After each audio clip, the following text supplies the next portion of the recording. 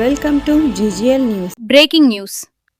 ఎమ్మిగనూరు మండలం గుడికల్లో తీవ్ర విషాదం చోటు చేసుకుంది.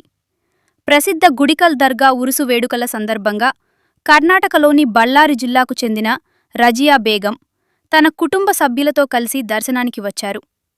దర్శనానికి ముందు చెరువు వద్ద కాళ్ళు చేతులు కడుక్కుంటున్న సమయంలో కాలు జారి రజియా బేగం, ఆమె 7 ఏళ్ల కుమార్తె అఫ్రిన్ లోతైన నీటిలో పడిపోయారు. అప్రమత్తమైన స్థానికులు వెంటనే నీటిలోకి దూకి రజియా బేగంను ప్రాణాలతో రక్షించారు. అయితే చిన్నారి అఫ్రిన్ నీటి ప్రవాహంలో చిక్కుకుని గల్లంతయింది. సమాచారం అందుకున్న పోలీసులు ఘటనాస్థలికి చేరుకుని గజ ఈతగాళ్ల సాయంతో గాలింపు చర్యలు ముమ్మరం చేశారు.